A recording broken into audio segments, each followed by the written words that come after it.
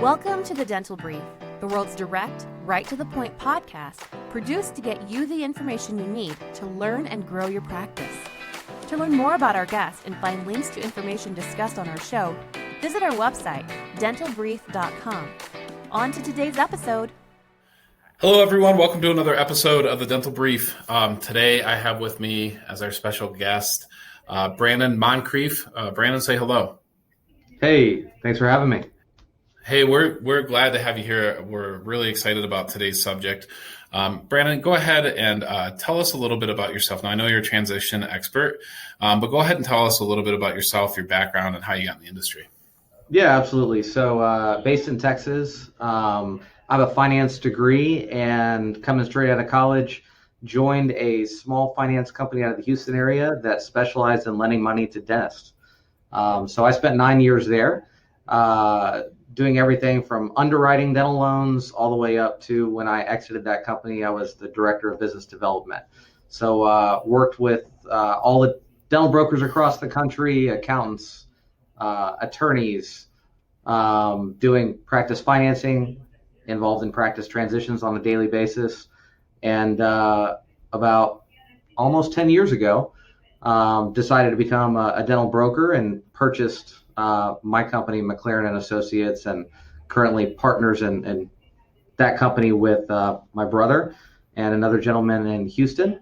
And we now specialize in doing practice transitions from a doctor-to-doctor perspective in Texas and the surrounding states, and from a DSO private equity perspective nationwide.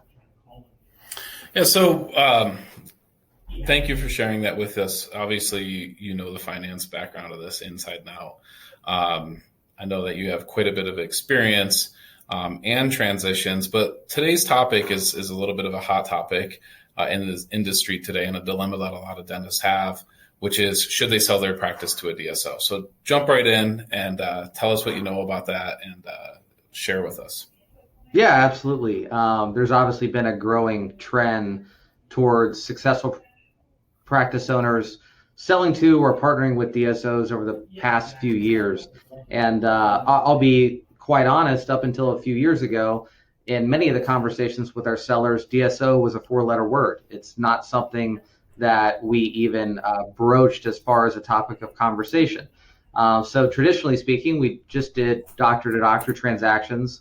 But as the administrative burden of practice ownership has grown, and as the value of large practices has begun to increase dramatically from a private equity perspective compared to a private buyer perspective, many doctors with successful offices, for one reason or the other, have decided to go the DSO route and sell to or partner with the DSO. So while up until a few years ago, many people didn't even want to broach the topic, we're actually getting more and more phone calls from successful practice owners asking, should I do this? Tell me about this. Educate me about my options. What is my practice worth from a DSO private equity perspective? So we've pivoted our business to now spend a lot of time on educating our clients about this option and if it's a good fit for them or not, and why they may or may not be compelled to consider the option. And anybody that's listening to this that has a practice with revenue of $1 million or more that's in an attractive market where people want to own practices have probably been heavily solicited, likely by direct mail or cold calls from DSOs who are pursuing acquisition opportunities. And we're big on get educated, understand your options, create a competitive environment. Don't just respond to some unsolicited offer, or you have a bad day and you pick up the phone and you call because you got a letter from a potential DSO buyer, and before you know it, you've inked a deal to sell your practice. They may not be the right DSO for you. Selling to a DSO might not have been the right decision for you, or you may have left hundreds of thousands of dollars on the table because you only talked to one buyer and didn't shop the opportunity to multiple suitors. So, lot to kind of dive into here. There's there's clearly pros and cons, right? And I know that every single transition is different. And I'm not an expert by any means in this, but I have to imagine every dental practice is different. They're snowflakes in the sense that I've never seen two that are alike ever. Similar, but never alike. Every single market's different. And right. So from, what Los Angeles is very different than Denver is very different than Sioux Falls, right? So I have to imagine there's a lot of differences there too. But what are the typical pros and cons that, what is a pro and con list, or what do you see the big differences between selling private and selling DSO? What is that dilemma about? Dive deeper into that for me. Yeah, great question. So why you would typically consider, I guess you really have to start with your why. Why are you looking to sell your practice? That's a huge question. Are you looking at a transition in the sense that you're looking at relocating or retiring? Is it strictly a financial decision? Or like many of our clients who look at the DSO option, have you become a victim of your own success in the sense that you've built a practice that is so large that it requires a huge amount of your time and energy from an administrative perspective? More money, more problems. The higher your revenue, the more productive you are, the bigger the staff you need, the bigger facility, the larger your overhead expense on the first day of the month when you get out of bed. That you have to produce $200,000 that month just to pay your overhead. So it starts with why. Why are you considering selling your practice? The reality is, if you have a smaller practice with revenue under $1 million, you're probably not going to be a fit for a DSO buyer. You're not going to generate the cash flow, the EBITDA, which is a big buzzword in the private equity DSO world, in order for the practice to be attractive to DSO buyers or to sell for a premium compared to a private party. So size does dictate that. Also, if you wait until the day you're ready to sell and retire or ready to relocate, if you have a reason for selling that is going to essentially remove you from your office within a relatively short period of time, a DSO sale likely isn't going to be a fit for you, because most of the time they're going to require that you stay on a year, 2 years, 3 years, 5 years post-close in order to consider you a viable candidate. So if you're a smaller practice or you're looking to make a more immediate transition out of your practice, by default, you're really going to be looking at a private buyer. The advantages in selling to a private buyer is there's probably going to be less due diligence involved. You're going to get 100% financing, cash at close. So those are both big advantages. And the practice is going to look and feel likely traditionally as it has for the past 10, 20, 30 years that you've owned it. It's going to kind of preserve your legacy from a transitional standpoint. Your staff and your patients, assuming the buyer's a good fit, it's really going to feel like the same office it's always been. Sure. From a DSO, now the drawbacks with a private buyer are it's more of an emotional process for a single doctor to buy your practice, and it's an emotional process to sell a practice, and then there's a lot of money involved on both sides. So it can be difficult to navigate the process and make it to the finish line with the goodwill between the parties intact. That's really where our expertise comes in. So it's a little bit more nuanced and not as structured when you look to sell to a private buyer as opposed to a DSO buyer. If you're a larger practice,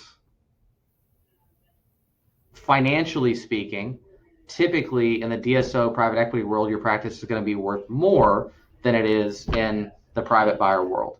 And as you approach about 1.5 million in revenue is where the DSO private equity valuation tends to really run away from the private party valuation. Some of that it has to do with financing. When lenders, when the loan amounts get up over $1 million, lenders get a little bit more nervous. And the larger the practice, the smaller the buyer pool, because not every dentist can produce dentistry at that level or has the competence from a business perspective to manage a practice of that size.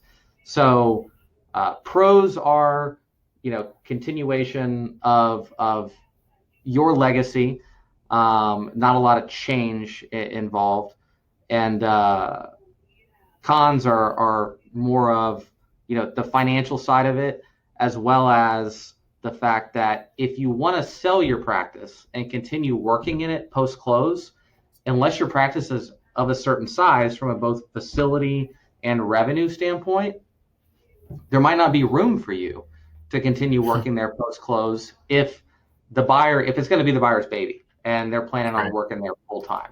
So that's kind of what's created a perfect storm from a DSO private equity buyer perspective. Is we've got a lot of doctors that have successful larger practices that want to de-risk and want to take some chips off the table.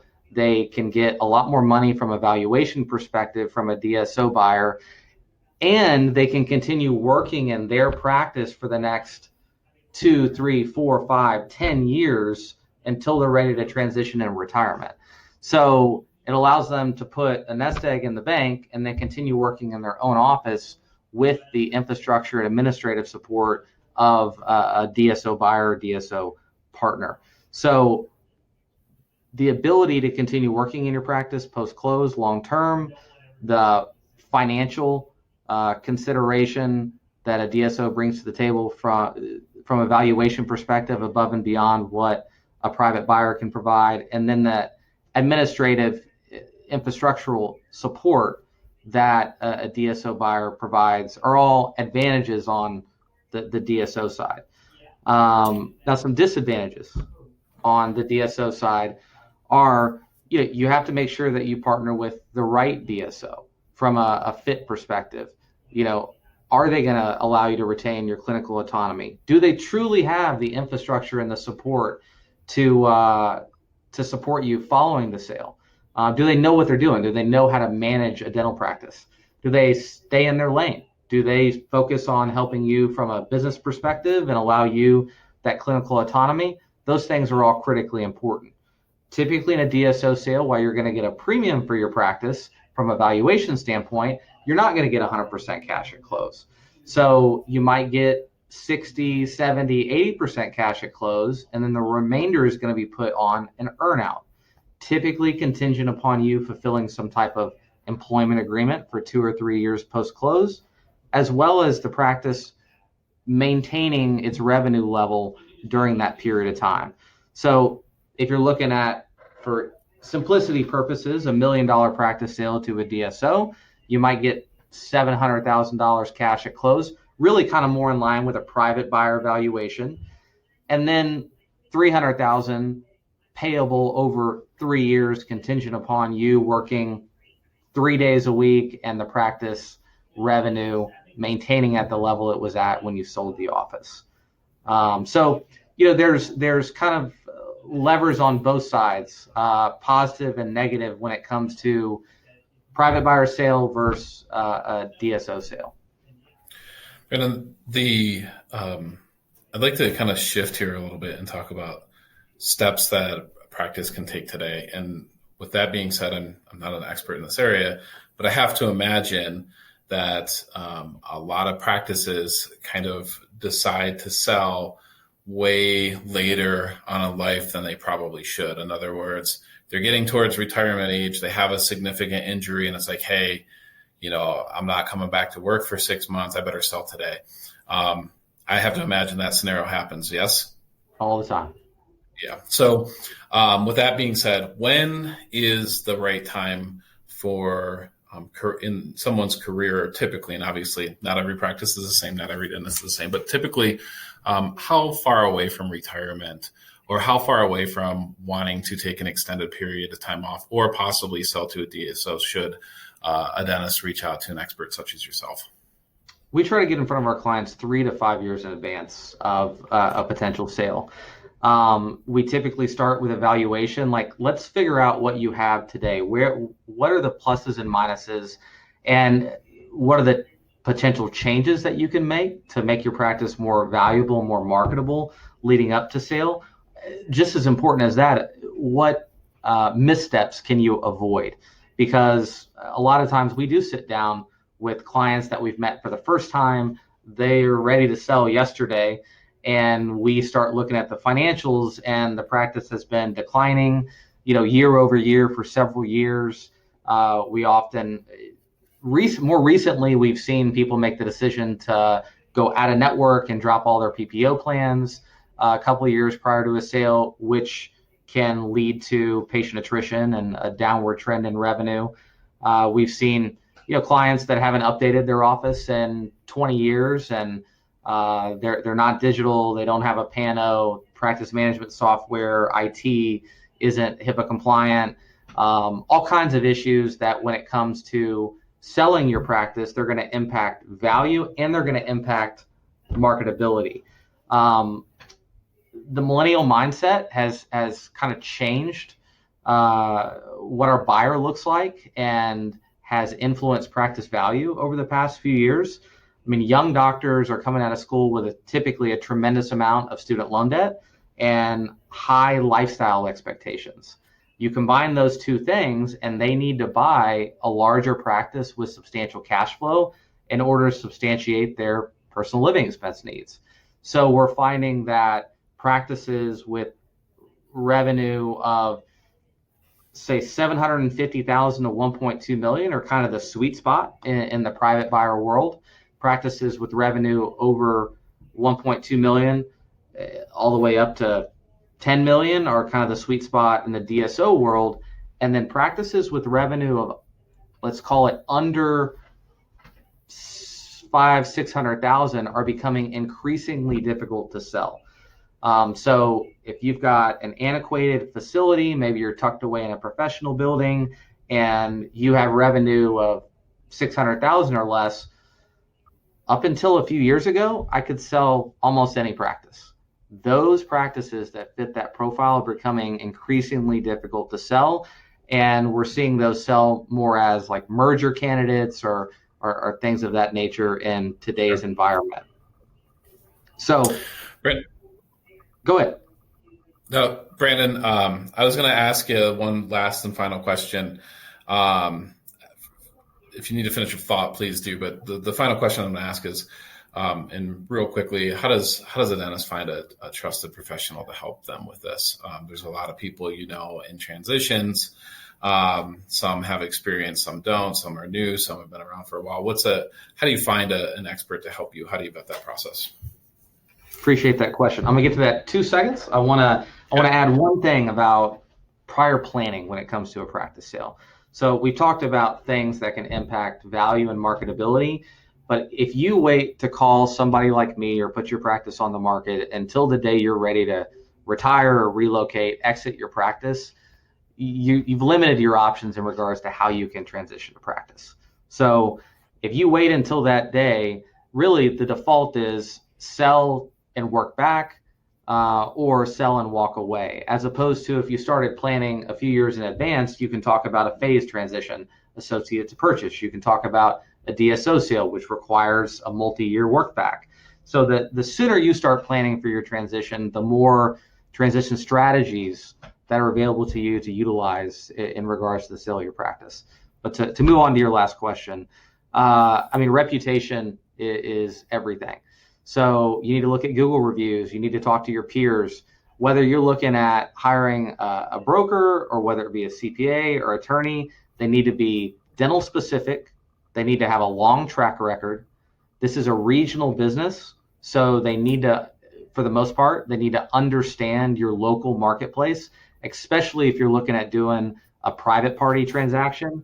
That's why we limit ourselves to just a handful of states, because we have extensive knowledge about the demographics and the locale and buyer relationships in those states, as opposed to DSO transactions. You can work with more of a nationwide type firm, but reputation's everything. And then as you start to interview potential, whether it be brokers, CPAs, attorneys, come with a list of questions, and how those questions are answered, how articulate and how professional they're answered will kind of tell you, who you should be working with and who you should stay away from. Brannon, it's been a pleasure having you on. It's great information. I want to encourage our office to reach out to Brannon. Best way to get a hold of you, dentaltransitions.com is your website. Contact information's on there. Brannon, thank you so much. Really appreciate your wisdom. Absolutely. Appreciate you having me. Take care. Thank you for joining us on today's episode. Did you know you can weigh in on today's topic on Facebook? Search The Dental Brief on Facebook or visit our website, dentalbrief.com, and just follow the link. We look forward to having you join us again on another episode of The Dental Brief.